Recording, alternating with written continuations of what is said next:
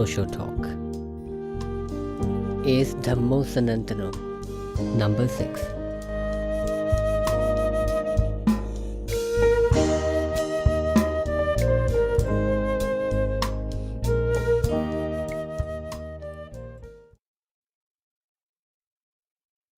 पहला प्रश्न,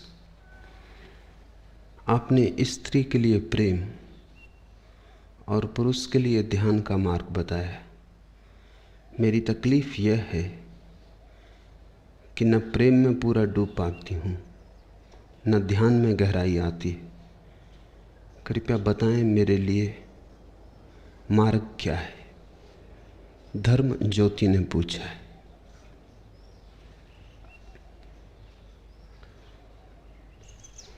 धर्म गुरुओं का डाला हुआ जहर बाधा बन रहा है। उस जहर से जब तक छुटकारा न हो, प्रेम तो असंभव है, क्योंकि प्रेम की सदा से निंदा की गई है।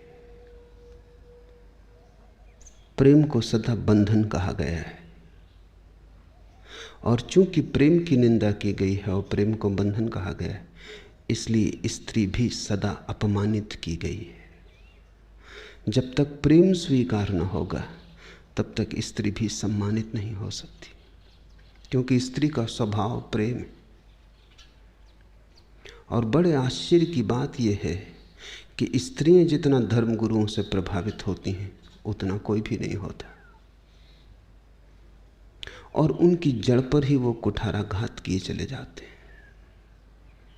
लेकिन एक बार तुम्हारे मन में जहर फैल जाए और ऐसा ख्याल आ जाए कि प्रेम बंधन है, तो तुमने पुरुष की भाषा सीख ली और हृदय तुम्हारा स्त्री का है, तब तुम अड़चन में पड़ो। स्वाभाविक है।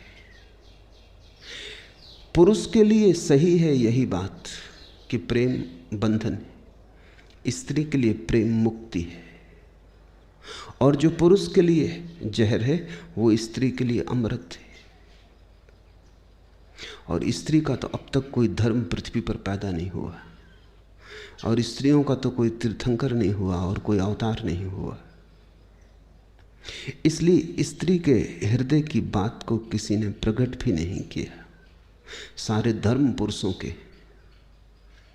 और स्वभावतः पुरुष ने अपने दृष्टिकोण को रखा है, वो पुरुष के लिए बिल्कुल सही है। पुरुष जैसे ही प्रेम में पड़ता है वैसे ही बंधन खड़े हो जाते हैं, क्योंकि पुरुष का अहंकार प्रेम में बंधन देखता है। पूरा डूब तो नहीं पाता, डूब जाए तो प्रेम मुक्ति हो जाए, तो प्रेम मोक्ष हो जाए। डूब तो नहीं पाता, मजबूरी में बेबसी में झुकता है, लेकिन भीतर अहंकार पीड़ा पाता है और सदा लगता है ये तो कारागृह हो गया, इससे कैसे छूटूं। स्त्री के लिए प्रेम बंधन नहीं मालूम होता, क्योंकि स्त्री पूरी ही झुक जाती है। समर्पण उसका स्वभाव है। कोई अहंकार पीछे नहीं बचता, तो बंधेगा कौन? जो बंध सकता था वो तो प्रेम में गिर ही गया। पुरुष कभी झुक नहीं पाता, इसलिए बंधा हुआ मालूम पड़ता है। मिट जाए तो बंधने को ही कोई नहीं बचता, प्रेम बांधेगा क्या? और जब बंधने को कोई नहीं बचता तो प्रेम मुक्त करता है, प्रेम परम स्वतंत्र हो जाता है। लेकिन समर्पण के बाद पुरुष की अड़चन है, संकल्प तो कर सकता है, समर्पण नहीं कर सकता। स्त्री की अड़चन है, समर्पण तो कर सकती है, संकल्प नहीं कर सकती। मगर इसको अड़चन बनाने की जरूरत नहीं है। जो जहां है वहीं से मार्ग खोजना चाहिए। दूसरे की भाषा मत सीखना, अन्यथा अड़चन होगी। धर्म ज्योति के साथ यही हुआ है। महात्माओं के सत्संग में रही है, महात्माओं ने पूरे मन को विकृत कर दिया है। उन्होंने जो भी सिखाया है वो पीछा नहीं छोड़ रहा है। मेरी बात भी सुन रही है, लेकिन महात्मा बीच में खड़े, वो मेरी बात को भीतर प्रवेश नहीं होने देते। उनका संस्कार पुराना है, और ऐसा भी नहीं कि एक जन्म का हो, बहुत जन्मों का हो सकता है। और जब तक ये महात्माओं की भीड़ विदा न होगी तब तक प्रेम तो संभव नहीं हो पाएगा। और प्रेम भी कहीं चुल्लू चुल्लू किया जाता है, थोड़ा थोड़ा किया जाता है। प्रेम तो बाढ़ है। प्रेम तो कोई हिसाब किताब नहीं रखता, वहां कोई गणित नहीं है। प्रेम तो तुम पूरे डूब जाओ तो ही है, नहीं तो नहीं है। लेकिन प्रेम शब्द में ही घबराहट मालूम होती। सदियों सदियों के संस्कार हैं। तो जब मैं तुमसे प्रेम की बात करता हूं तब भी तुम समझते हो ऐसा नहीं है, तब भी बात तुम तक पहुंच जाती है ऐसा नहीं है।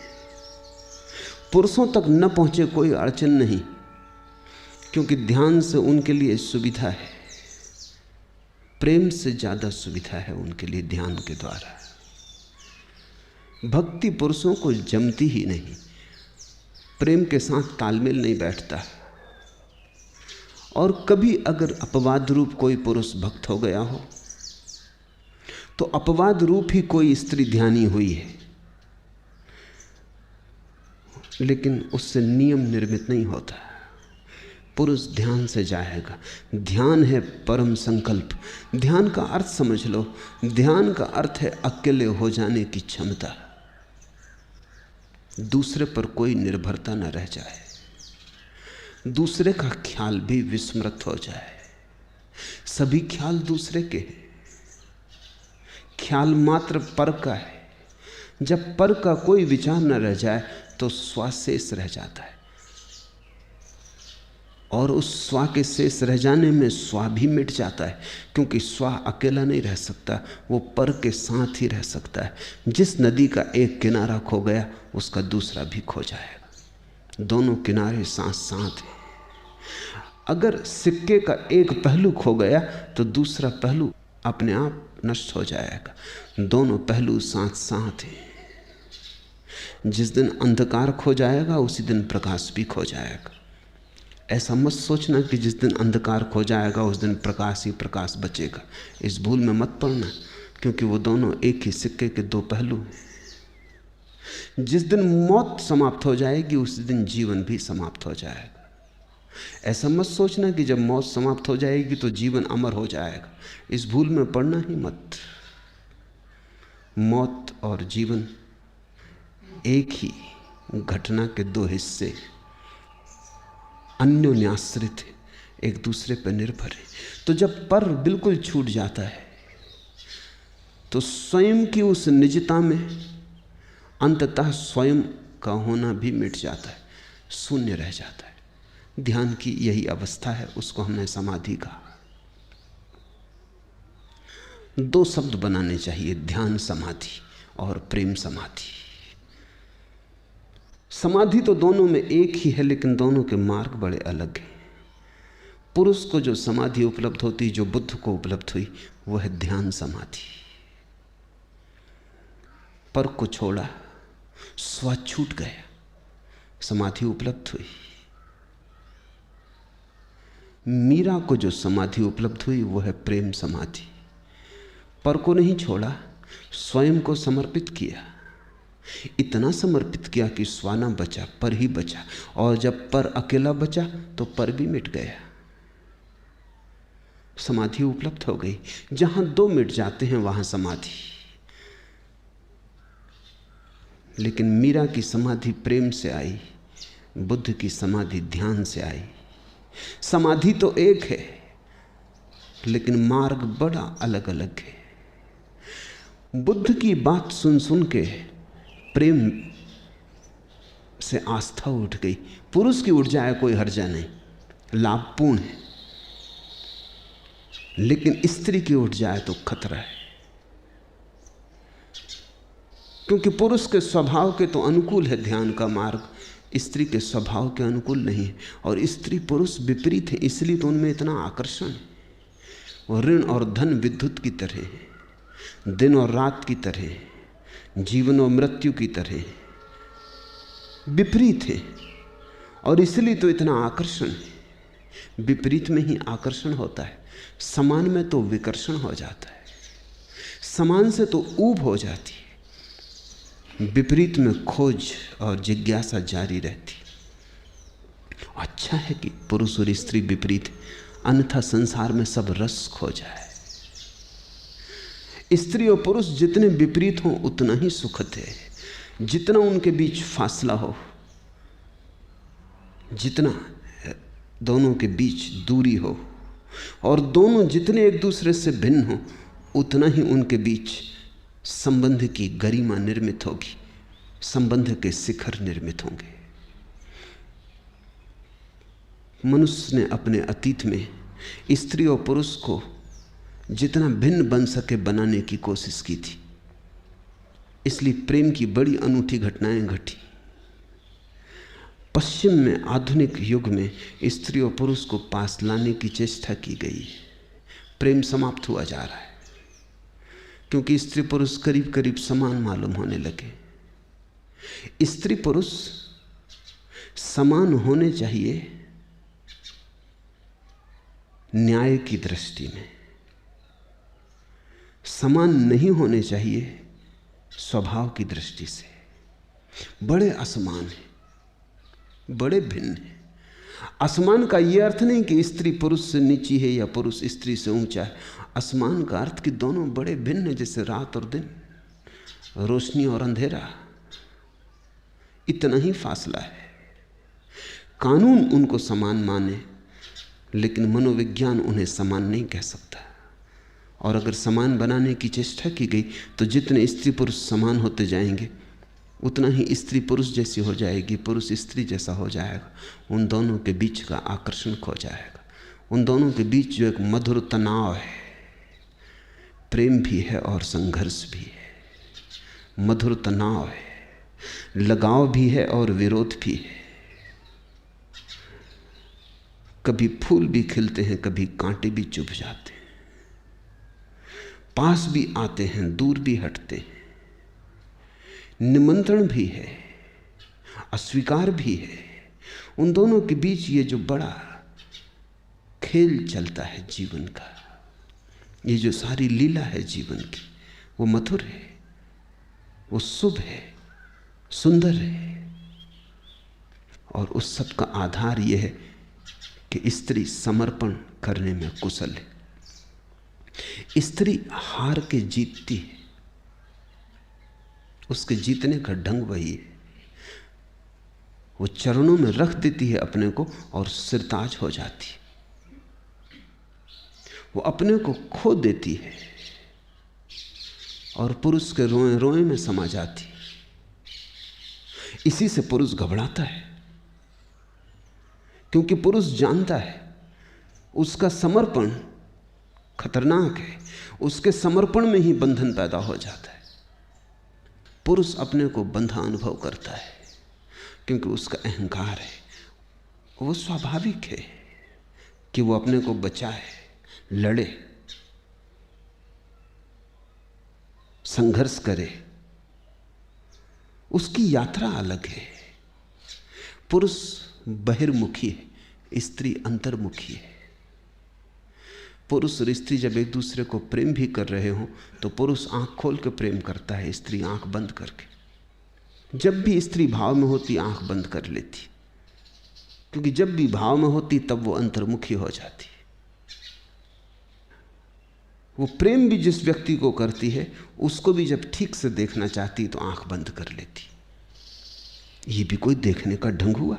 मगर यही स्त्री का ढंग है, क्योंकि ऐसे आंख बंद करके ही वो उस चिन्मय को देख पाती है। आंख खोल के तो मृण्मय दिखाई पड़ता है। और स्त्री जब भी किसी को प्रेम करती तो परमात्मा से कम नहीं मानती। आंख बंद करके परमात्मा दिखाई पड़ता है, आंख खोलो तो मिट्टी की देह। लेकिन पुरुष का रस भीतर में कम है, बाहर में जाता है। पुरुष आंख खोल के प्रेम करना चाहता है। प्रेम के क्षण में भी चाहता है कि रोशनी हो, ताकि वो स्त्री की देह को ठीक से देख सके। तो पुरुषों ने तो स्त्रियों की नग्न मूर्तियां बहुत बनाई हैं, स्त्रियों ने पुरुषों की एक भी नग्न मूर्ति नहीं बनाई। और पुरुषों ने तो स्त्रियों के नाम पर कितना अश्लील पोर्नोग्राफी और साहित्य और चित्र और पेंटिंग्स की हैं, स्त्रियों ने एक भी नहीं की।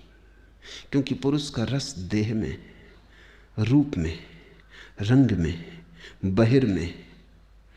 स्त्रियों को तो भरोसे नहीं आता कि शरीर के चित्रण में इतनी उत्सुकता क्यों है, क्योंकि स्त्री को तो शरीर के पार के देखने की सुविधा है। उसके पास एक झरोखा है जहां से वो देह को भूल जाती है और परमात्मा को देख लेती है। पुरुषों ने नहीं समझाया है स्त्री को कि पति परमात्मा है। ये स्त्रियों की प्रतीति है कि जिसको भी उन्होंने प्रेम किया उसमें परमात्मा देखा। जहां प्रेम की छाया पड़ी वहीं परमात्मा प्रकट होता है। जहां प्रेम की भनक आई वहीं परमात्मा के आने का प्रारंभ हो जाता है। प्रेम के पग ध्वनि में परमात्मा की पग ध्वनि अपने आप सुनाई पड़ने लगती है। लेकिन पुरुष बंधा अनुभव करता है, उसकी यात्रा बहिर यात्रा है।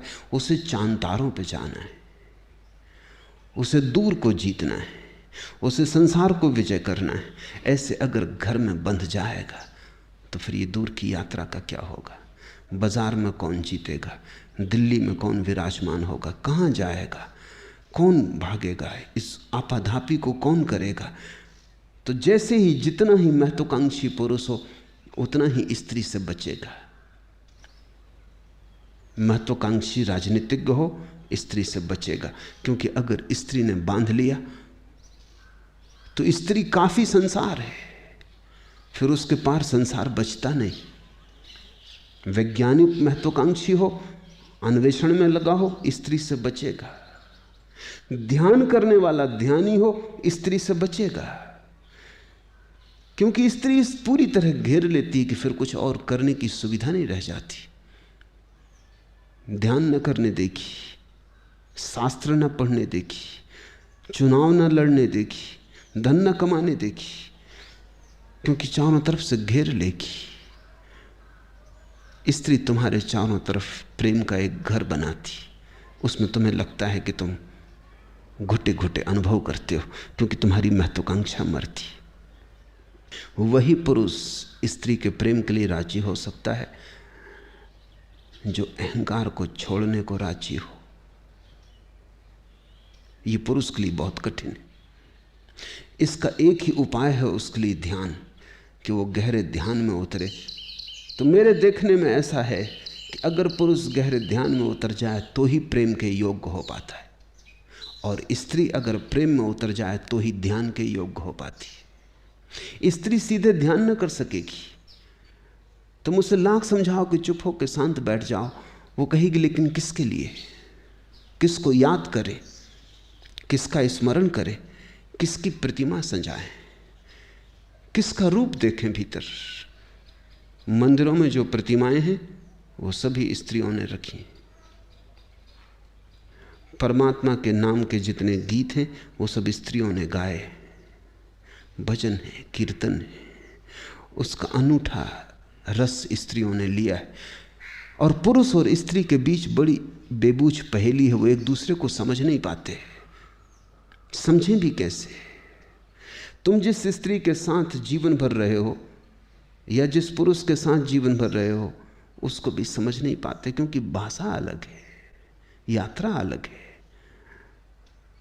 दोनों के सोचने का, होने का ढंग अलग है। जिस दिन दुनिया में ठीक ठीक समझ आएगी उस दिन स्त्री का मनोविज्ञान अलग होना चाहिए, पुरुष का मनोविज्ञान अलग। उन दोनों के मन अलग हैं, इसलिए सिर्फ मनोविज्ञान कहने से कुछ भी ना होगा। मनोविज्ञान से क्या पता चलता? किसका मनोविज्ञान, स्त्री का या पुरुष का? स्त्री का मन का ढांचा ही अलग है, पुरुष के मन का ढांचा अलग है। इसलिए पुरुष महावीर और बुद्ध बन जाता है। महावीर को हमने नाम दिया जिन, जिसने जीत लिया। बुद्ध को हमने नाम दिया बुद्ध, जो जाग गया। लेकिन मीरा से पूछो जीता, मीरा कहेगी हारे। कृष्ण को और जीतने की बात ही बेहूदी है, परमात्मा को जीतने की बात ही बेहूदी है। जीतने की भाषा में ही आक्रमण और हिंसा है। अब थोड़ा समझो, महावीर जैसे अहिंसक को भी हमने जिन कहा, लेकिन जिन शब्द में ही हिंसा है। जीता, विजय, वो भाषा ही क्षत्रिय की है, वो भाषा पुरुष की है। अब महावीर वैसे परम ध्यान को उपलब्ध हुए, ज्ञान को उपलब्ध हुए, लेकिन भाषा तो पुरुष की ही रहेगी। मीरा से पूछो जीता, मीरा कहेगी तुम समझे ही नहीं, प्रेम में कहीं कोई जीतता है, हारते, मगर हार ही वहां जीत है।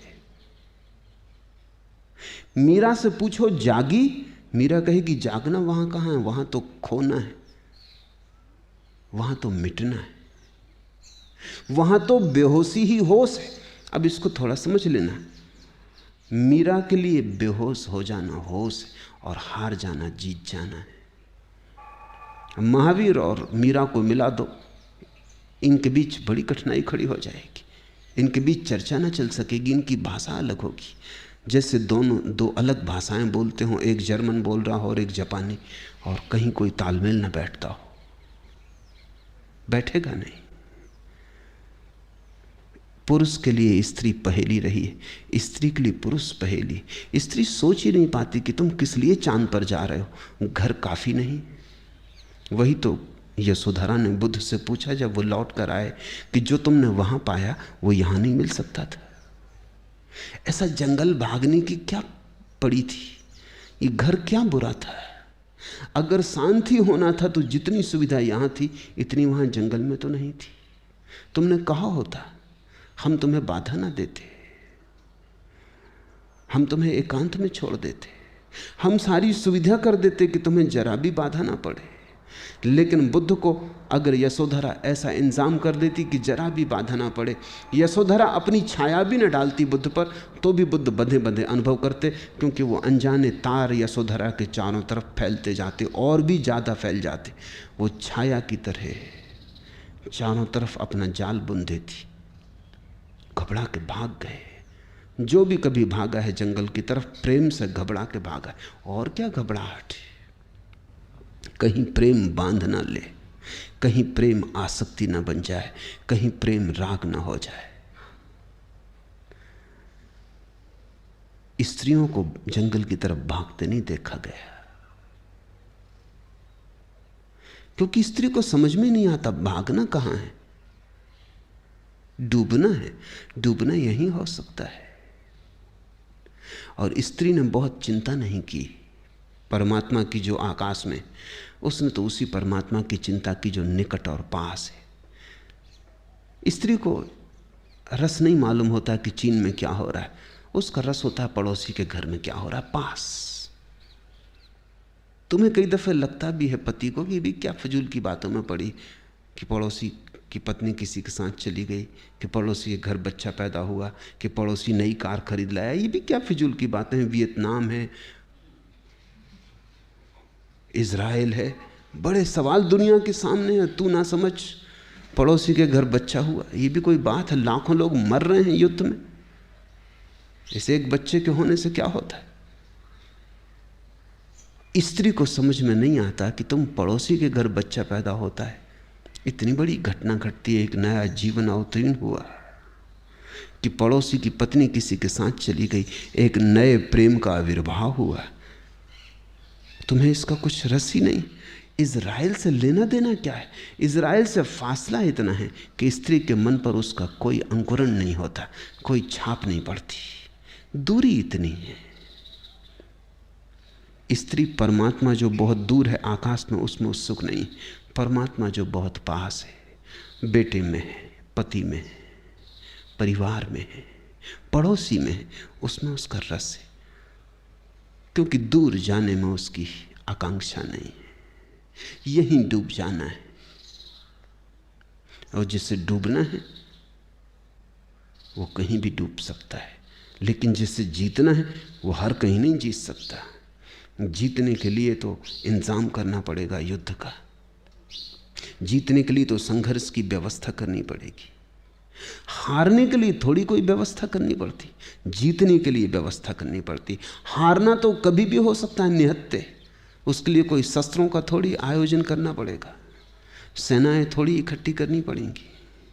हारना तो अभी हो सकता है, जैसे हो तुम वैसे ही, लेकिन जीतने के लिए तो बड़ा उपाय करना पड़ता है, फिर भी पक्का नहीं कि जीत पाओगे। तो महावीर के जीवन में बड़ा आयोजन है, वो विजय की यात्रा है। मीरा के जीवन में कोई भी आयोजन नहीं है। वो जहां थी वहीं नाचने लगी, वो जहां थी वहीं दीवानी हो गई। महावीर को होश साधना है, मीरा को बेहोशी साधनी है। तो ये धर्म ज्योति की तकलीफ मैं समझता हूं, साधुओं ने बिगाड़ा, और वो महात्मा अभी भी इसके चित्त पर भारी है। ये मेरे पास भी आ गई है तो भी आ नहीं पाई। संस्कार इसके वहीं जड़ता के, इसलिए प्रेम मुश्किल है। और ध्यान तो स्त्री को मुश्किल होता ही है। जब प्रेम ही ना हो पाएगा तो ध्यान तो हो ही ना सकेगा। प्रेम से ही ध्यान की तरफ जाने का रास्ता है। बेहोशी से ही होश सधेगा, हार से ही विजय मिलेगी। तो जितने जल्दी हो सके उतने जल्दी जो जहर के संस्कार दिए गए हैं उनको छोड़ दो, उनको हटाओ। इन संस्कारों के कारण तुम ठीक से स्त्री ही ना हो पाओगी, तुम्हारा हृदय प्रमुदित ना होगा, तुम खिल ना पाओगी। ध्यान रखो, अगर प्रेम ही ना सधा तो ध्यान तो कैसे सधेगा। प्रेम को ही साध लो तो ध्यान भी सध जाएगा। प्रेम की ही अन्यतम गहराई में ध्यान का फूल खिलेगा। वही स्त्री के लिए मार्ग है। हाँ, कुछ कभी कभी अपवाद स्वरूप कुछ स्त्रियों ने ध्यान भी साधा है, लेकिन अपवाद को मैं नियम नहीं बनाता। कश्मीर में एक स्त्री हुई लल्ला, उसकी महावीर से बैठ जाती बात। वो महावीर जैसी ही नग्न रही, कोई दूसरी स्त्री पूरी पृथ्वी पर नहीं रही। जैसे महावीर नग्न रहे ऐसी ही लल्ला भी नग्न रही। अकेली ही स्त्री है वो पूरे मनुष्य जाति के इतिहास में जो जंगल की तरफ भागी और नग्न हो गई। कश्मीर में उसका बड़ा आदर है। कश्मीरी कहते हैं हम दो ही शब्द जानते हैं, अल्लाह और लल्ला। मगर लल्ला स्त्रियों की प्रतिनिधि नहीं है, वो अपवाद है। ऐसे ही चैतन्य हुए पुरुषों में वो अपवाद है, वो पुरुषों के प्रतीक नहीं है। प्रतीक तो महावीर ही है। चैतन्य नाचे स्त्रियों जैसे, भक्ति विभोर, ठीक है, लेकिन उनसे नियम नहीं बनते। और हमेशा ध्यान रखना, नियम से चलने की कोशिश करना। और जो अपवाद है वो पूछने ना आएगा, जो नियम है वही पूछने आया है। अपवाद जो है वो तो पूछते ही नहीं। अपवाद अगर धर्म ज्योति होती तो ध्यान सधने लगता। अपवाद नहीं है, है तो स्त्री गलत बातों के प्रभाव में पड़ गई। पुरुषों का जहर सिर पर हावी हो गया है। अब वो बाधा डाल रहा है, वो प्रेम नहीं करने देता। और जितना ये ध्यान करने की कोशिश करती है वो झूठी है। ये कोशिश सिर्फ प्रेम से बचने के लिए करती है। इसकी जो ध्यान की कोशिश चल रही है वो सिर्फ इसीलिए ताकि प्रेम में ना उलझना पड़े। वो प्रेम तो पाप है, प्रेम तो झंझट है, उससे बचना है तो ध्यान करना है। और मैं तुमसे कह रहा हूं कि प्रेम से ही ध्यान होगा। और तुम प्रेम से बचने को ध्यान करने चलोगी, कठिनाई हो जाएगी, अधर में अटक जाओगी, त्रिशंकु की दशा हो जाएगी।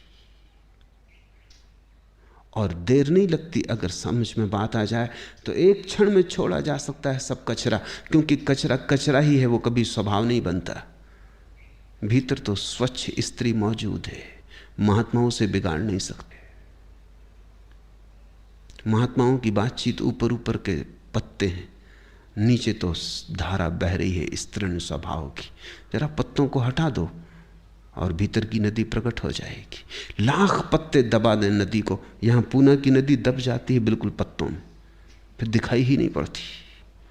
लेकिन तो भी भीतर है, पत्ते लाख दबा दें तो भी जरा सा हटाओ और नदी प्रकट हो जाती है।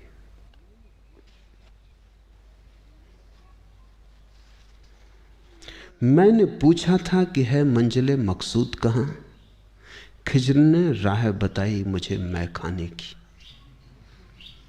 मैंने पूछा था कि जीवन का लक्ष्य, मंजिले मकसूद कहाँ है, और मेरे गुरु ने मुझे राह बताई मैं खाने की।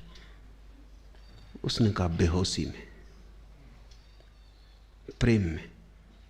मैंने पूछा था कि मंजिले मकसूद कहाँ है, मंजिले मकसूद कहाँ, खिज्र ने राह बताई मुझे मैं खाने की।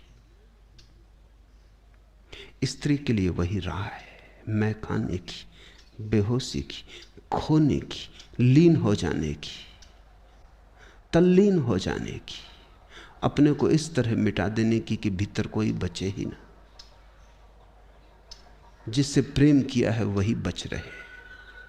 प्रेमी बचे, प्रेसी खो जाए, परमात्मा बचे, भक्त खो जाए, और तब अचानक भगवान भी खो जाता है। जब भक्त ही खो गया तो भगवान कहाँ रहेगा? भक्त की आंखों में ही भगवान है, भक्त के होने में ही भगवान है। जब भक्त ही खो गया तो भगवान कहाँ रह जाएगा? भक्त भी खो जाता है, भगवान भी खो जाता है, तब जो रह जाता है वही है।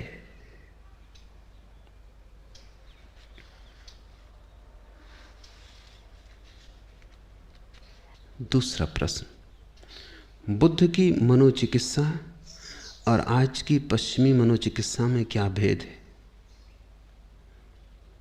आज का मनोविज्ञान क्या कभी धर्म की खोज में पहुंच पाएगा? बड़ा भेद है और बुनियादी भेद है। पश्चिम का मनोविज्ञान, कहें आज का मनोविज्ञान, क्योंकि पश्चिम का जो है वो आज का है, इस सदी का है, आधुनिक है। आधुनिक मनोविज्ञान मन की दृष्टि से जो रुग्ण लोग हैं उनकी चिकित्सा करता है, जो सामान्य नहीं है, अस्वस्थ हैं, उनकी चिकित्सा करता है। बुद्ध का मनोविज्ञान उनकी चिकित्सा करता है जो सामान्य हैं और स्वस्थ हैं। कोई आदमी पागल हो गया, उसकी चिकित्सा करता है आधुनिक मनोविज्ञान। कोई आदमी जब तक पागल ना हो जाए तब तक आधुनिक मनोविज्ञान से उसका कोई लेना देना नहीं। वो बीमार को ठीक करने का उपाय है, लेकिन बुद्ध के पास वे लोग जाते हैं जो पागल नहीं हैं, वरन अगर हम ठीक से समझें तो होश में भर गए हैं और अब पागल नहीं रहना चाहते, पागल नहीं होना चाहते, सामान्य हैं, स्वस्थ हैं। साधारण लोग भी उनकी दृष्टि से ज़्यादा पागल हैं, जिनको जीवन का होश आ गया है, जिन्होंने जीवन की समझ पा ली है। अब वो बुद्ध से कहते हैं अकेले स्वस्थ होने से क्या होगा, सत्य भी चाहिए। स्वस्थ होना काफी नहीं है, सत्य के बिना स्वास्थ्य का भी क्या करेंगे। तो स्वस्थ को और परम स्वास्थ्य की तरफ ले जाने की व्यवस्था है। अगर तुम डमाडोल हो गए हो सामान्य जीवन में, ठीक से दुकान नहीं कर पाते, ठीक से दफ्तर नहीं जा पाते, स्मृति कमजोर हो जाती है, चूक जाते हो, इस तरह की बातें अगर तुम्हारे जीवन में हैं तो आधुनिक मनोविज्ञान सहयोगी है। लेकिन सब ठीक चल रहा है, कोई गड़बड़ नहीं है। और जब सब ठीक चलता है और कोई गड़बड़ नहीं मालूम होती, तभी अचानक तुम्हें पता चलता है ये सब भी ठीक चलता रहा तो मौत में समाप्त हो जाएगा, ये सब ठीक भी चलता रहा तो जाऊंगा कहाँ, पहुंचूंगा कहाँ, ये सब ठीक भी है तो भी मौत आ रही है, ये सब ठीक भी है तो भी मैं मरा जा रहा हूं, मिटा जा रहा हूं, ये सब ठीक भी है तो भी व्यर्थ और आसार है। जिस दिन तुम्हें सब ठीक होते हुए भी आसार का बोध होता है, उस दिन तुम बुद्ध पुरुषों के पास जाते हो पूछने कि ऐसे सब ठीक है, धन है, पत्नी है, बच्चा है, मकान है, सब ठीक है, कहीं कोई अड़चन नहीं है, सुविधा से जी रहा हूं और सुविधा से ही मर भी जाऊंगा, लेकिन क्या सुविधा से जीना और सुविधा से मर जाना ही मंजिले मकसूद है? क्या यही लक्ष्य है जीवन का?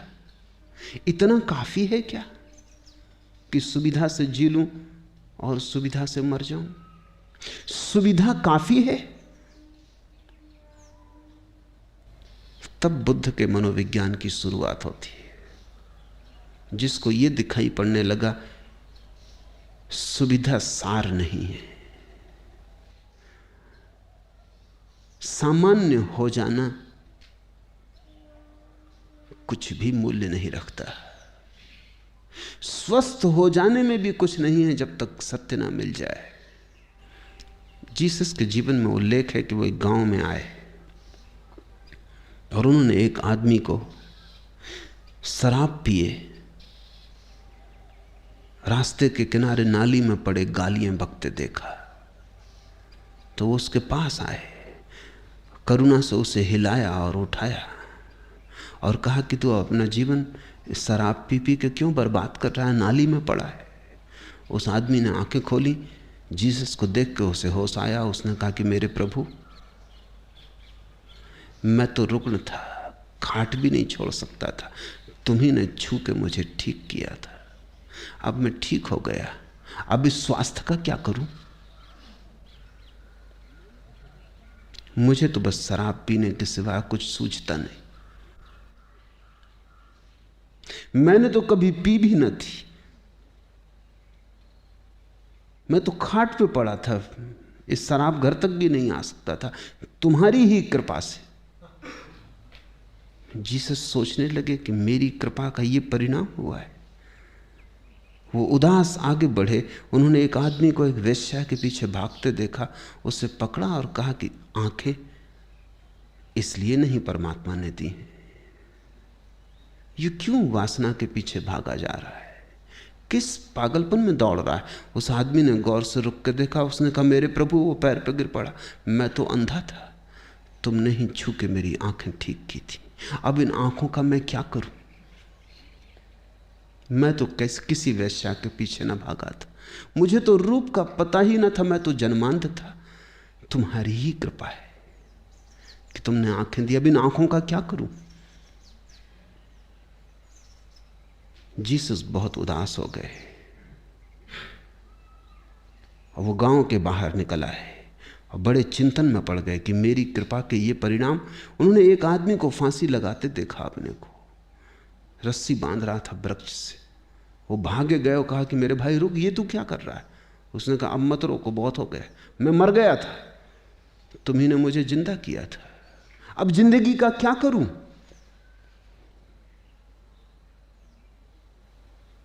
ये तुम्हारी ही कृपा का कष्ट मैं भोग रहा हूं, अब बहुत हो गया, अब मत रोकना, और मर जाऊं तो मुझे जिलाना मत। तुम कहां से आ गए? और मैं किसी तरह तो इंतजाम करके अपना मरने की व्यवस्था कर रहा हूं, पहले भी मर चुका था। जिसको तुम स्वास्थ्य कहते हो उसका परिणाम क्या है? गमाओगे उसे कहीं जिंदगी के रास्ते पर, किसी नाली में पड़ोगे। जिसे तुम आंखों की ज्योति कहते हो उसका करोगे क्या?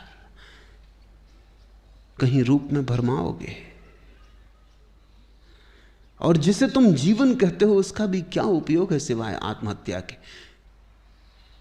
कोई धीरे धीरे करता है, कोई जल्दी करता है, कोई एक ही छलांग में कर लेता है, कोई आत्महत्या करने में 70 साल लगाता है। इससे कोई फर्क नहीं पड़ता। इससे कुछ ये पता नहीं चलता कि तुम में और उस आत्महत्या करने वाले आदमी में कोई फर्क है। वो जरा हिम्मतवर रहा होगा, एक झटके में करना चाहता था, तुम कमजोर हो, धीरे धीरे करते हो, रोज रोज मरते हो। तुम कर क्या रहे हो यहां पृथ्वी पर सिवाय मरने के?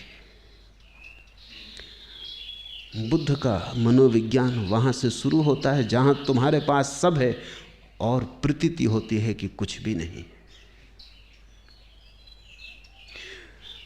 आज का मनोविज्ञान दीन और रुग्ण के लिए है, बुद्ध का मनोविज्ञान सम्राट और समर्थ के लिए है, जिसके पास सब है और अनुभव में आया कुछ भी नहीं है, हाथ खाली। ऐसे हाथ भरे हैं हीरे जवाहरातों से, मगर हीरे जवाहरात व्यर्थ हैं। जिसको भरी जिंदगी के बीच जिंदगी उजाड़ मालूम पड़ी, संपत्ति के बीच विपत्ति दिखाई पड़ी, स्वास्थ्य के बीच सिवाय रोगों के घर के और कुछ भी मालूम ना पड़ा, और जिंदगी केवल मौत की तरफ यात्रा मालूम पड़ी, वो बुद्ध के पास जाता है। बुद्ध का मनोविज्ञान परम जीवन का मनोविज्ञान, उस जीवन का जिसका फिर कोई अंत नहीं, शाश्वत का, सनातन का। एस धम्मो सनातनो। वो उस धर्म और नियम की बात करते हैं जिससे सनातन उपलब्ध हो जाए, शाश्वत उपलब्ध हो जाए। पश्चिम का मनोविज्ञान धीरे धीरे बुद्ध के मनोविज्ञान के करीब सरक रहा है, सरकना ही पड़ेगा। देखो, पश्चिम के चिकित्सा शास्त्र का नाम है मेडिकल साइंस। उसका मतलब होता है औषधि विज्ञान।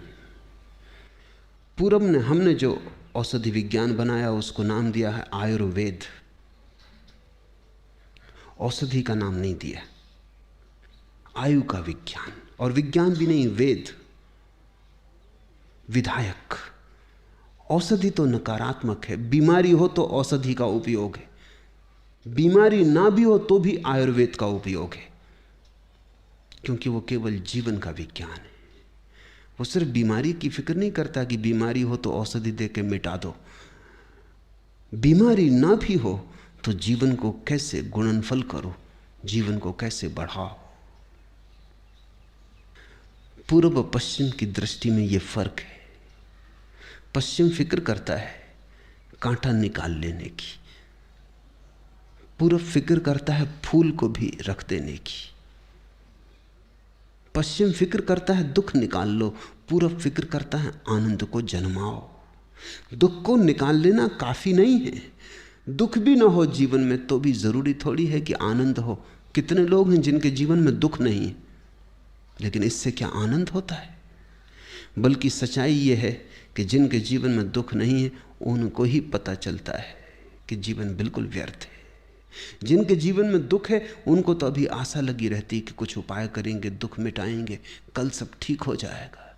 जिनके जीवन में दुख नहीं रहा वो एकदम चौंक के पूछते हैं अब क्या करें। दुख भी नहीं रहा, जिसको मिटाते वो भी नहीं रहा, मिटाने की दौड़ भी समाप्त हो गई, कोई कष्ट नहीं है लेकिन आनंद भी नहीं है। उनका जीवन बड़ी उदासी से, बड़ी ऊब से भर जाता है। जीवन राख राख हो जाता है, उसमें से सारी आशा और आनंद का अंगार बुझ जाता है। तुम चकित होगे देखकर कि भिखारी के कदमों में भी तुम्हें गति मालूम होती हो सकती, क्योंकि उसको कहीं पहुंचना है, कुछ दुख मिटाना है, कुछ तकलीफ ठीक करनी। सम्राट के पैर बिल्कुल ही बोझिल हो जाते, न कहीं पहुंचने को, न कुछ पाने को। जो पहुंचना था पहुंच चुके, जो पाना था पा लिया। अब एक इतना बड़ा प्रश्न बन के खड़ा हो जाता है। अब सिर्फ घसीटते हैं, अब सिर्फ मौत की राह देख रहे हैं कि कब आए, कब छुटकारा दिला दे। दुख का न हो जाना आनंद नहीं है। दुख का न हो जाना आनंद के होने के लिए जरूरी शर्त हो सकती है, आवश्यक हो सकता है, पर्याप्त नहीं है। तो पश्चिम का मनोविज्ञान भी धीरे धीरे सरक रहा है। फ्रायड ने जहां मनोविज्ञान को छोड़ा था उससे बहुत आगे जा चुका पश्चिम में भी मनोविज्ञान। नए मानवतावादी विचारक पैदा हुए हैं, अब्राहम मैस्लो और दूसरे, जिन्होंने अब मनोविज्ञान को नई दिशाएं देनी शुरू की। वो दिशाएं ये हैं कि अब इस बात की हमें फिक्र नहीं है कि आदमी सिर्फ स्वस्थ हो, स्वस्थ से ज़्यादा हो, आनंदित हो। इतना काफ़ी नहीं कि बीमारी ना हो, इतने से क्या होगा, उत्सव हो। तुम चल सको, तुम्हारे पैर स्वस्थ हो, इतना काफ़ी नहीं है, तुम नाच भी सको। चलना एक बात है, एक आदमी है पैर ठीक नहीं, चल नहीं सकता, पक्षाघात है, लकवा लग गया है। लकवा मिटाना जरूरी है। लकवा मिट जाए तो चल सकेगा, लकवा मिट जाए तो नाच भी सकेगा, लेकिन लकवा मिट जाने से कोई नाचने नहीं लगता है। लकवा मिट जाना नाचने के लिए जरूरी शर्त है, काफी नहीं है। कितने लोग हैं जिनको लकवा नहीं लेकिन वो नाचते दिखाई नहीं पड़ते। नाचने के लिए कुछ भीतर संपदा का अनुभव चाहिए। नाचने के लिए भीतर कोई किरण उतरे, कोई गीत उतरे, कोई धुन उतरे, जीवन को कोई सुराग मिले, रहस्य का झलक मिले परमात्मा की, तो कोई नाच सकता है। धीरे धीरे पश्चिम का मनोविज्ञान सरक रहा है, सरकना ही पड़ेगा, क्योंकि बीमार तो बहुत थोड़े लोग हैं, बहुत लोग स्वस्थ हैं और फिर भी उनके जीवन में कोई आनंद नहीं। उनकी भी चिंता करनी पड़ेगी। लंगड़े लूलों को ही ठीक नहीं करना है, नहीं तो काम बड़ा आसान था। जो लंगड़े लूले नहीं हैं उनको नाच भी देना है और काम बड़ा कठिन है। लेकिन जब पहला कदम उठ जाए तो दूसरा कदम भी उठना शुरू हो जाता है। पहला कदम है, कोई आदमी नया बगीचा लगाता है तो घास पात को उखाड़ता है, व्यर्थ के पौधे झाड़ी झंखाड़ को अलग करता है, जमीन खोद के बदलता है, जड़ें निकाल के फेंकता है। ये ज़रूरी है, लेकिन बस इतने पर ही रुक जाए तो फूल नहीं आ जाते। फिर बीज बोने पड़ते हैं, फिर पानी सींचना पड़ता है, फिर रखवाली करनी पड़ती है, फिर हजार बाधाएं हैं, उनसे लड़ना पड़ता है। तो एक आदमी को जीवन में सुविधा मिल जाए, स्वास्थ्य मिल जाए, रहने का अच्छा मकान मिल जाए, रोटी रोजी मकान का इंतजाम हो जाए, इतने से तो केवल बगीचे की तैयारी हुई थी। अभी बीज नहीं बोए गए थे। इतने भर से जो राजी हो गया वो ना समझ, वो असार से राजी हो गया। उसने नकार को सब समझ लिया। वो औषधि से राजी हो गया। उतना काफी नहीं है। चिकित्सा शास्त्र का जिनका गहरा अनुभव है वो कहते हैं कि कई बार दो मरीज एक ही बीमारी के मरीज होते हैं, एक ही अवस्था के होते हैं, और एक पर दवा काम कर जाती है और दूसरे पे काम नहीं करती। तो इसका बड़ा चिंतन चलता है कि ऐसा क्यों होता है। खोजबीन से पाया गया कि जिस आदमी पर दवा काम कर जाती है वो आदमी जीना चाहता है, जीने की आकांक्षा है, जीवेषणा है, औषधि काम कर जाती।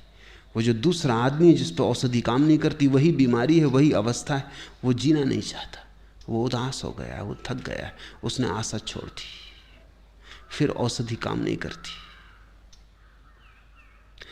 मेरे देखे जो लोग मन से रुग्ण हैं वे वही लोग हैं जिनको जीवन में सुख का कोई सुराग नहीं मिला और उन्होंने आशा छोड़ दी, वो हताश हो गए।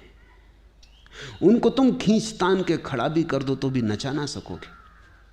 खींच तान के खड़ा किया जा सकता है, धक्का मुक्की दे के चलाया भी जा सकता है, बैसाखियां भी दी जा सकती हैं और किसी तरह उनमें गति लाई जा सकती है, लेकिन नाच बैसाखियों से नहीं आता और ना धक्का दे के कोई नाच ला सकता है। नाच तो उनके अंतर्ग्रह में उतरे, कोई द्वार खुले, कोई झरोखा खुले, भीतर नई रोशनी आए, नई हवा आए, परमात्मा उनके भीतर पुनर्जन्म ले। तभी पूर्व में हमने आनंद का विज्ञान निर्मित किया है, पश्चिम का विज्ञान केवल दुख से कैसे छुटकारा हो। इसलिए पश्चिम में दुख से छुटकारा हो भी गया और लोग बड़े बेचैन हो गए हैं, सुख आता दिखाई नहीं पड़ता। इसलिए पश्चिम का मनोविज्ञान एक एक कदम आगे बढ़ रहा है और आज नहीं कल बुद्धों के मनोविज्ञान से उसका संबंध जुड़ जाएगा।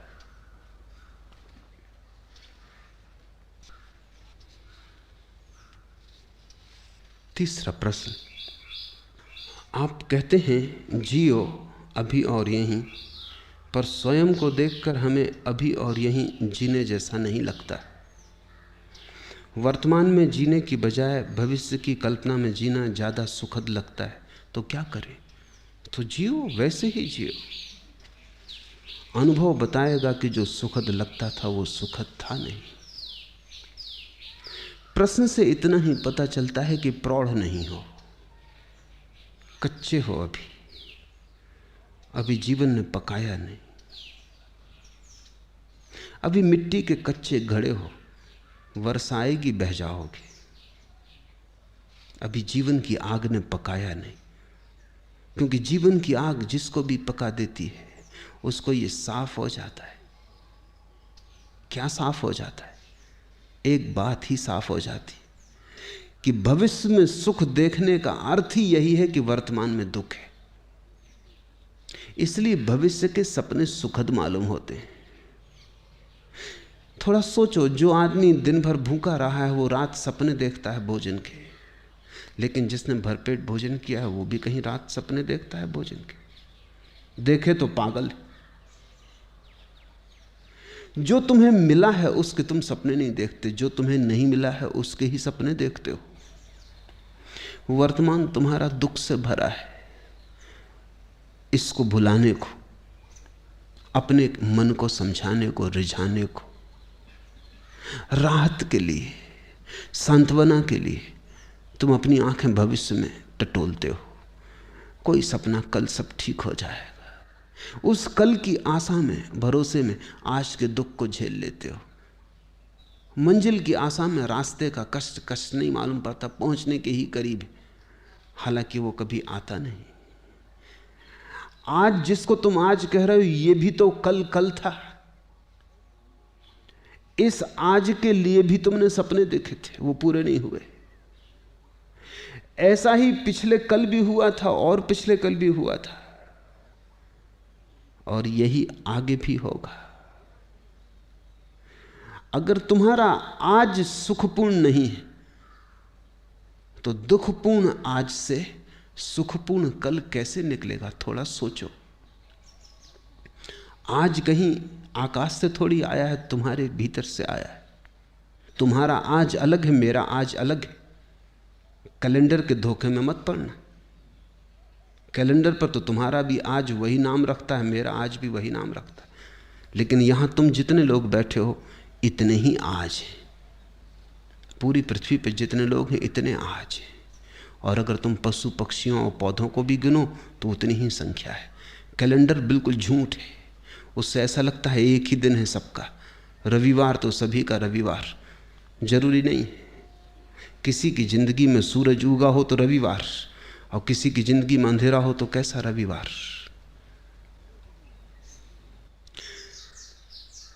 आज कहीं आकाश से नहीं उतरता है, समय कहीं बाहर से नहीं आता है, समय तुम्हारे भीतर से पैदा होता है। तुम ही आज को जीकर कल को पैदा करोगे।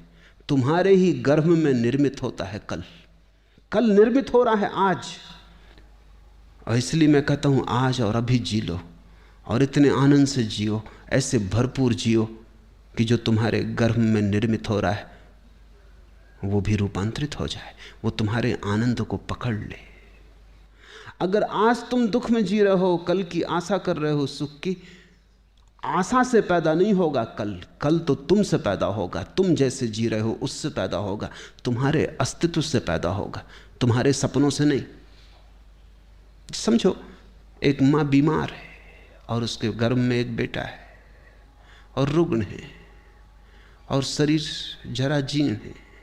बेटा तो इस जराजीर्ण रुग्ण शरीर से पैदा होगा। माँ चाहे सपने कितनी देखती हो कि बेटा बड़ा स्वस्थ होगा, महावीर जैसा स्वस्थ होगा, इससे कुछ हल नहीं होने वाला। इस सपने से बेटा पैदा नहीं होने वाला। बेटा तो सच्चाई से पैदा होगा। तुम्हारा कल तुम्हारे सपने से पैदा नहीं होगा, तुम्हारे आज की असलियत से पैदा होगा, हकीकत से पैदा होगा। तुम आज क्या हो? अगर तुम नाच रहे हो तो तुमने आने वाले कल के लिए नाच दे दिया। अगर तुम प्रमुदित हो, प्रफुल्लित हो, तो कल का फूल खिलने ही लगा, क्योंकि जिस फूल को कल खिलना है उसकी कली आज ही तैयार हो रही है। प्रतिपल तुम अगला पल पैदा कर रहे हो। प्रति क्षण अगला क्षण तुम्हारे भीतर निर्मित हो रहा है, तैयार हो रहा है। तुम सृष्टा हो, तुम अपने समय को खुद पैदा करते हो। इसलिए मैं तो कहता हूं आज जियो, लेकिन तुम्हें लगता है वर्तमान जीने जैसा नहीं लगता। अगर वर्तमान जीने जैसा नहीं लगता तो कल भी तो वर्तमान होकर ही आएगा, फिर वो भी जीने जैसा नहीं लगेगा। परसों भी वर्तमान होकर ही आएगा, वो भी जीने जैसा नहीं लगेगा। तो इसी को तो मैं आत्मघात करना कहता हूं। तो आत्महत्या कर रहे हो, जी नहीं रहे हो। जीने का कोई और उपाय नहीं है, आज ही है और आज ही जीना है। जीने जैसा लगे या ना लगे इससे कोई फर्क नहीं पड़ता। जीने का और कोई ढंग है ही नहीं, जीना तो यही होगा। कल के भुलावे में मत पड़ो, कल के भुलावों ने बहुतों को डुबाया है। आज जियो, ये क्षण खाली ना चला जाए, ये क्षण अवसर है, इसे तुम ऐसा ही मत गंवा देना। कुछ बना लो इसका, कुछ रस ले लो इसमें, कुछ भोग लो इसे, कुछ पहचान लो इसे, इसका स्वाद उतर जाने दो तुम्हारे प्राणों में। ये ऐसा ही ना चला जाए, क्योंकि अगर समय ऐसा ही जाता है तो समय को ऐसे ही चले देने की आदत मजबूत होती चली जाती। फिर धीरे धीरे समय को गंवाना तुम्हारी प्रकृति हो जाती। भोगो इसे, चूसो इस क्षण को, निचोड़ लो इसको पूरा, इसका रस जरा भी छूट ना जाए। यही परमात्मा के प्रति धन्यवाद है, क्योंकि उसने तुम्हें अवसर दिया, जीवन दिया, और तुमने ऐसे ही गंवा दिया। परमात्मा तुमसे ये ना पूछेगा। यहूदियों की किताब है तालमुद, बड़ी अनूठी किताब है, दुनिया में कोई धर्मशास्त्र वैसा नहीं। तालमुद कहती है कि परमात्मा तुमसे ये ना पूछेगा कि तुमने कौन कौन सी गलतियां की, गलतियों का वो हिसाब रखता ही नहीं, बड़ा दिल है। परमात्मा तुमसे पूछेगा तुम्हें इतने सुख के अवसर दिए, तुमने भोगे क्यों नहीं? गलतियों की कौन फिक्र रखता है? भूल चूक का कौन हिसाब रखता है? वो तुमसे पूछेगा इतने अवसर दिए सुख के, तुमने भोगे क्यों नहीं? तालमुद कहती है एक ही पाप है जीवन में, और वो है जीवन के अवसरों को बिना भोगे गुजर जाने देना। जब तुम आनंदित हो सकते थे आनंदित ना हुए, जब गीत गा सकते थे गीत ना गाया, सदा कल पर टालते रहे, स्थगित करते रहे। स्थगित करने वाला आदमी जिएगा कब, कैसे जिएगा? स्थगित करना ही तुम्हारे जीवन की शैली हो जाती। बच्चे थे तब जवानी पर छोड़ा, जवान हो तब बुढ़ापे पे छोड़ोगे, और बुढ़ापे में लोग हैं वो अगले जन्म पे छोड़ रहे हैं, वो कह रहे हैं परलोक में देखेंगे। यही लोक है एकमात्र, और यही क्षण है सत्य का, यही क्षण है, बाकी सब झूठ है, मन का जाल है। लेकिन अगर तुम्हें अच्छा लगता है, तुम्हारी मर्जी। तुम्हें अच्छा लगता हो तो मैं कौन हूं बाधा देने वाला? तुम सपने देखो, कभी ना कभी तुम जागोगे, तब रोओगे, पछताओगे। तब तुम पछताओगे कि इतना समय यूं ही गंवाया। और ध्यान रखना, जीवन में जितना दुख भर लोगे, जितने आंसू घने कर लोगे, जितना पछतावा हो जाएगा, उतना ही कठिन हो जाता है रोकना फिर दुख को, आंसुओं को। कभी तुमने ख्याल किया, हंसी तो एकदम रुक जाती, रोना एकदम नहीं रुकता। तुम हंस रहे हो एकदम रुक सकते हो, रोना एकदम नहीं रुकता। थमते थमते थमेंगे आंसू। रोना है कुछ, हंसी नहीं। दुख ऐसा सरोबोर कर लेता है, दुख ऐसी गहराइयों तक प्रविष्ट हो जाता है, तुम्हारी जड़ों तक समाविष्ट हो जाता है कि फिर तुम उसे रोकना भी चाहो तो कैसे रोको। थमते थमते थमेंगे आंसू।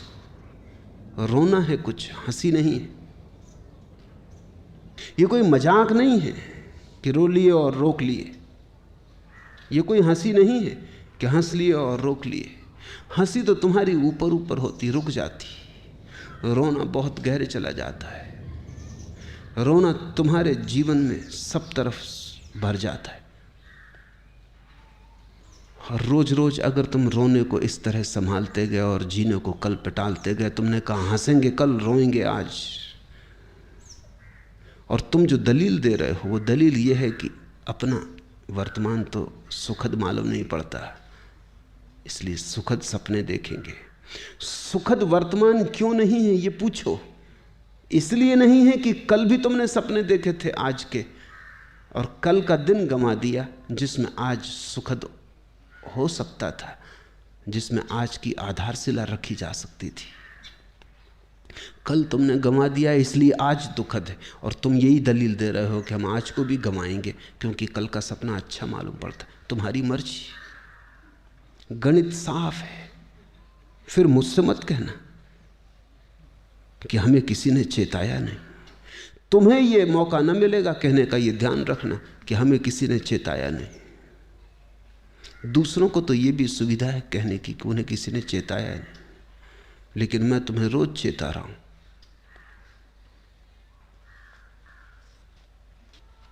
चौथा प्रश्न, पिछले जन्म के संस्कार इस जन्म में आदत बन जाते हैं। इस जन्म की आदतें अगले जन्म में फिर संस्कार बन जाएंगी, फिर अंत कहाँ है? अंत है इस बात में, इस सत्य को जान लेने में कि तुम संस्कार नहीं हो, तुम आदत नहीं हो। अंत है इस सत्य के प्रति जाग जाने में कि तुम पृथक हो। अंत है होश में, अंत है साक्षी भाव में। निश्चित ही तुमने कल भी क्रोध किया था, परसों भी क्रोध किया था, आदत बन गई। आज किसी ने जरा सा उकसा दिया, अंगारा तो था ही भीतर, रोज रोज संभाला था, होगा ही। राख भी जमी थी तो बस ऊपर जरा सी परत थी, किसी ने फूंक मार दी, परत झड़ गई, अंगारा बाहर आ गया, तुम क्रोध से भर गए। आज तुम क्रोध करोगे, कल के लिए फिर और तैयारी हो गई। ऐसे रोज रोज तुम अभ्यास बनाते जाओगे, संस्कार गहन होता जाएगा, और जितना संस्कार गहन हो जाएगा उतने ही तुम यंत्रवत हो जाओगे।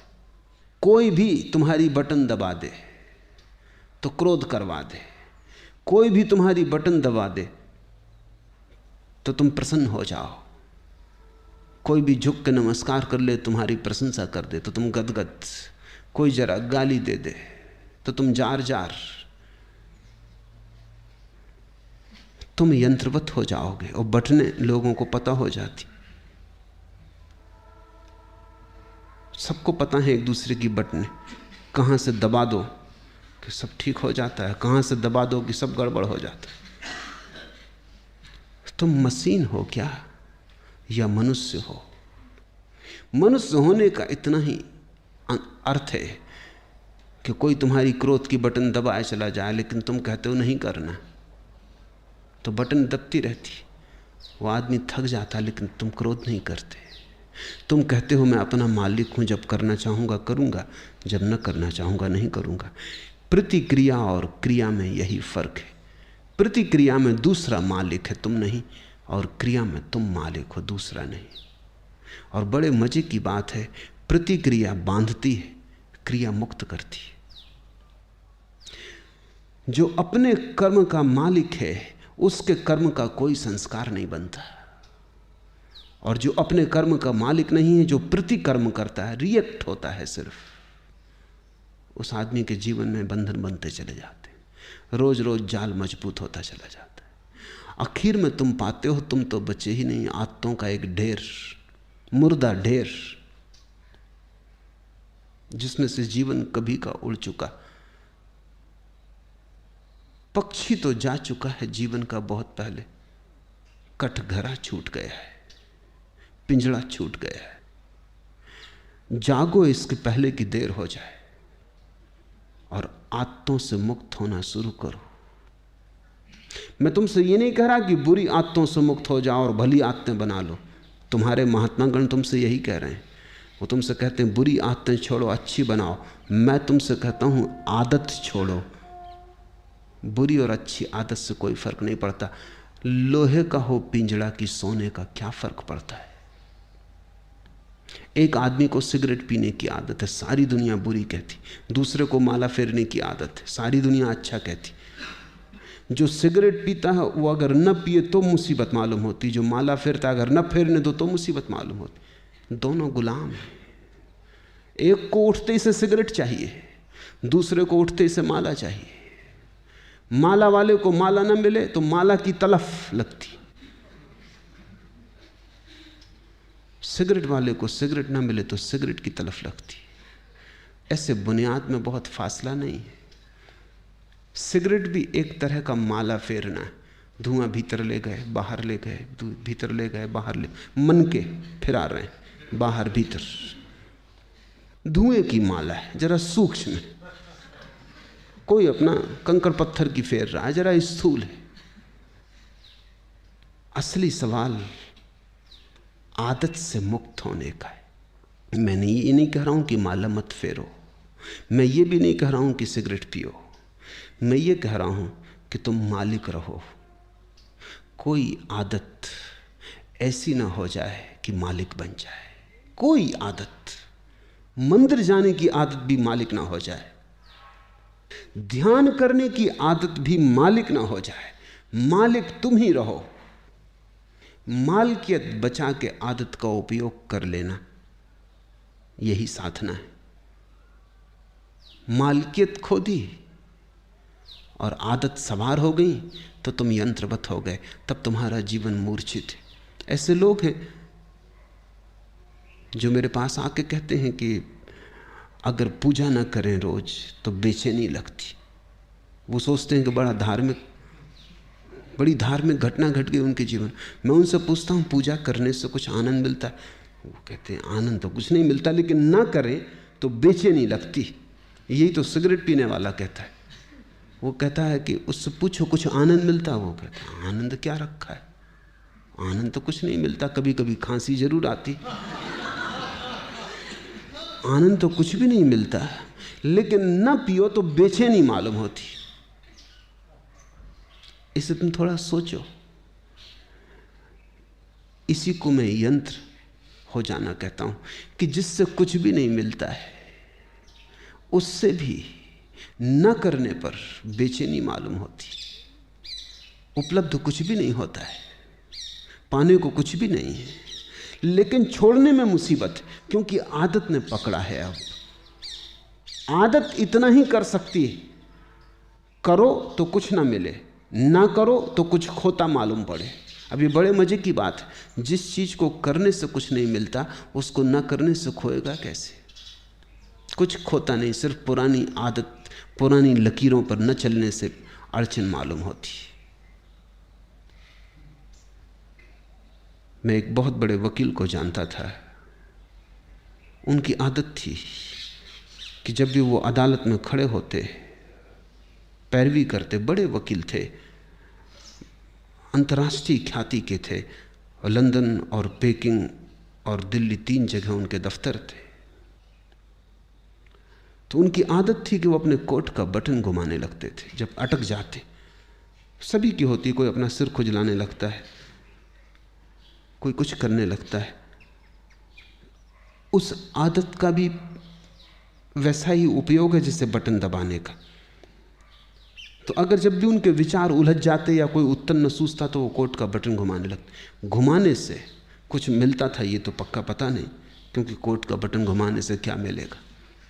और जिसकी बुद्धि उलझी हुई हो, समझ में ना आ रहा हो, वो कोई कोट के बटन घुमाने से कुछ बात समझ में आ जाएगी। लेकिन विरोधियों को ये बात दिखाई पड़ गई कि वो जब भी उलझ जाते हैं तो बटन घुमाते हैं। एक बड़ा मुकदमा था, एक बड़ी स्टेट का मुकदमा था प्रिवी काउंसिल में, लाखों का मामला था। तो विरोधी वकील ने उनके सोफर को मिला लिया, कुछ पैसे दिए और कहा कि तू इतना करना, उनके कोट के ऊपर का बटन तोड़ देना। तो वो जब अदालत में अपना कोट लेके हाथ में रख के आए तो वो बटन नदारत था। तो उस वक्त उन्होंने देखा भी नहीं, कोट डाल दिया। जब वो पैरवी करने लगे और वक्त आया, हाथ कोट के बटन पर गया, बस सब गड़बड़ हो गया। जैसे मस्तिष्क ने सांस छोड़ दिया, कुछ सूझबूझ ही ना रही, चक्कर सा मालूम हुआ, बैठ गए। पहला मुकदमा हारे वो मुझसे कहते थे कि उस बटन से मुझे मिला तो कभी कुछ नहीं, लेकिन गंवाया मैंने बहुत। उस बटन के घुमाने से कुछ मुझे सूझबूझ आती थी ऐसा भी नहीं था, लेकिन बटन न पाके बस मैं समझ ही ना पाया कि अब क्या करूं। हाथ से जैसे कोई हथियार छूट गया। भरोसा किए बैठे थे और वक्त पर जिस पे भरोसा था वो दगा दे गया।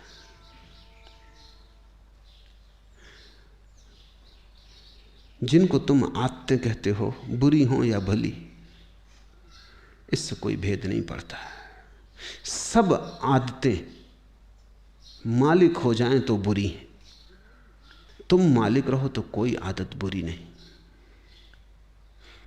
गुलामी बुरी है, मालकियत भली है। मेरी परिभाषा यही है।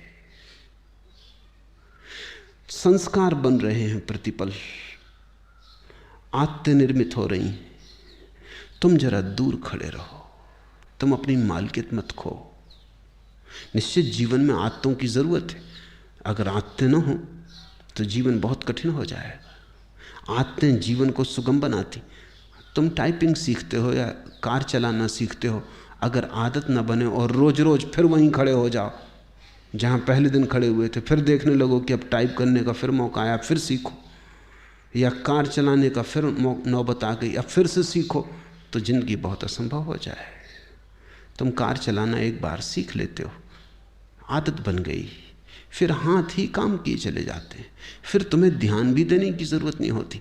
ठीक ठीक ड्राइवर गीत भी गुनगुना लेता है, बात भी कर लेता है, रेडियो भी सुन लेता है, और कुछ तो ड्राइवर ऐसे हैं कि झपकी भी ले लेते और गाड़ी चलती रहती। जीवन में आदत की जरूरत है, बस ध्यान इतना ही रखना जरूरी है कि आदत मालिक ना हो जाए। मालिक तुम बने रहो तो संसार में कुछ भी बुरा नहीं।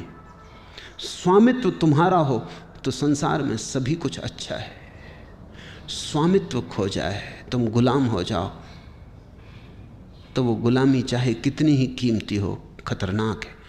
हीरे जवाहरात लगे हों सींखों पर, जंजीरों पर, तो भी उनको आभूषण मत समझ लेना, वो खतरनाक है, वो महंगा सौदा है। अपने को गंवा के इस जगत में कमाने जैसा कुछ भी नहीं। हाँ, अपने को बचा के जितना खेल खेलना हो खेल ले सकते हो। जब परमात्मा ही लीला कर रहा है तो तुम क्यों परेशान हो? लेकिन परमात्मा मालिक है, और जब तुम भी अपनी आत्माओं और संस्कारों के मालिक हो जाओगे तो तुम भी अपने छोटे से संसार में परमात्मा हो जाते हो। बुद्ध ने इसी को होश कहा है कि सब करना लेकिन होश पूर्वक करना। कदम भी उठाना तो होश पूर्वक उठाना, उठना बैठना लेटना होश पूर्वक। कोई भी चीज बेहोशी में मत करना। अगर तुम होश को साधते रहो तो आदत तो बनती रहेगी, आदत का तुम उपयोग करते रहोगे, लेकिन आदत के पीछे होश की धारा भी बह रही है। चैतन्य का दिया भी जल रहा है, वो भी निर्मित हो रहा है, उसकी भी सघनता बढ़ रही, उसका भी प्रकाश गहन होता जा रहा है। जीवन में सिर्फ आदतें ही आदतें रह जाएं तो आत्मा खो जाती है।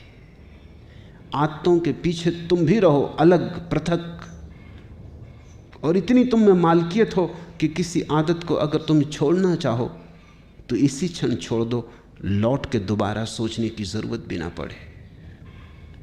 मैंने सुना है कि जब पहली दफा उत्तर ध्रुव पर यात्री पहुंचे तो वो एक बड़ी मुसीबत में पड़े। 3 महीने का भोजन था, वो चुक गया, और कोई 15-20 दिन उन्हें भूखे उपवास में गुजारने पड़े। कभी मछली पकड़ लेते तो ठीक, कभी ना पकड़ पाते तो मुश्किल। जहाज उलझ गया, बर्फ में फंस गया।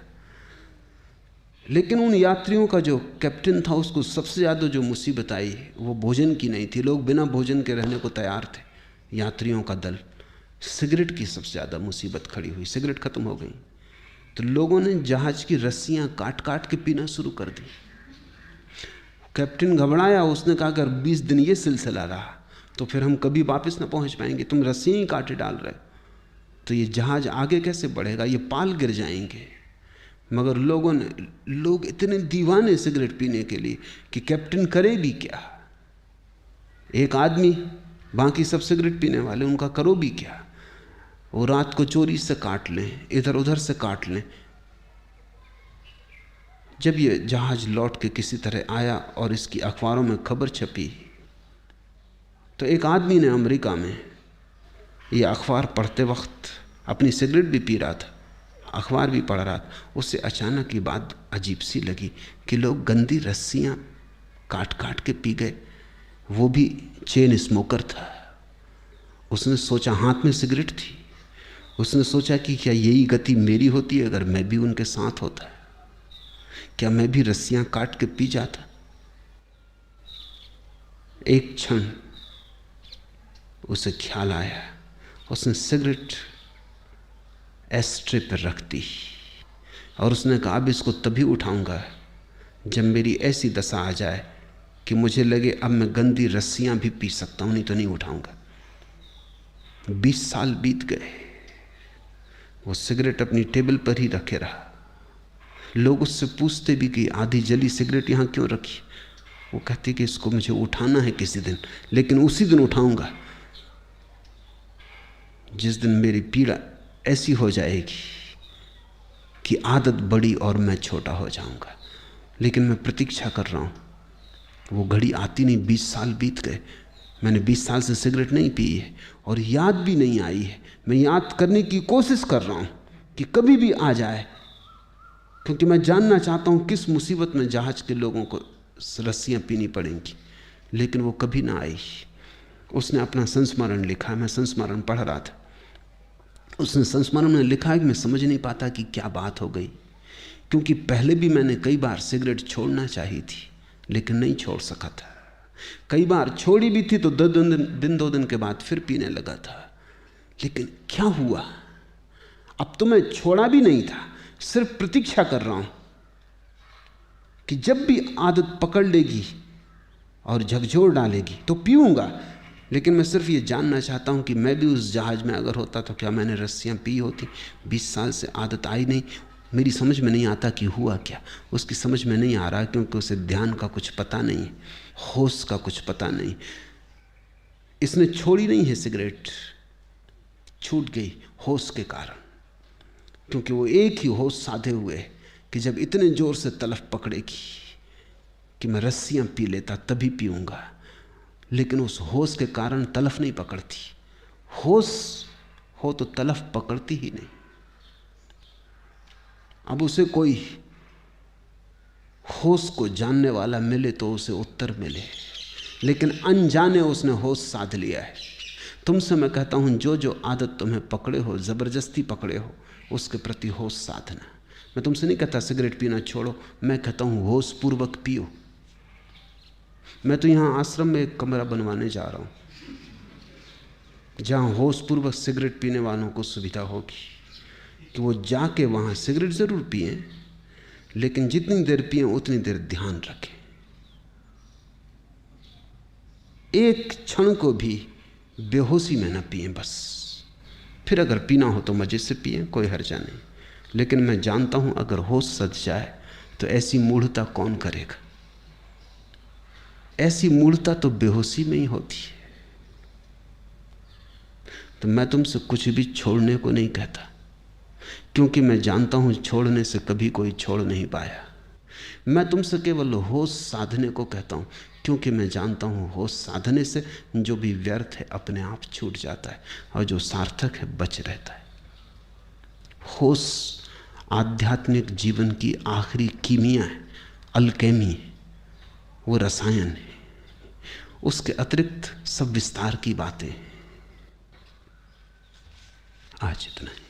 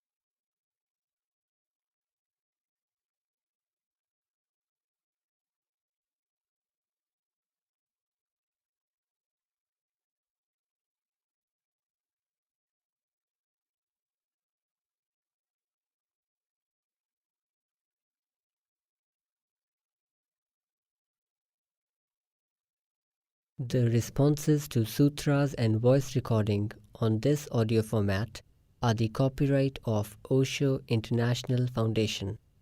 Copyright dates 1953 through 2003. All rights reserved. Reproduction in any media is prohibited.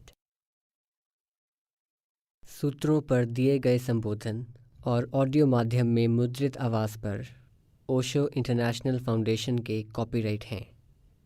Copyright 1953 से 2003, सर्वाधिकार सुरक्षित। किसी भी माध्यम में रिप्रोडक्शन अर्थात पुनर्निर्माण निषिद्ध है।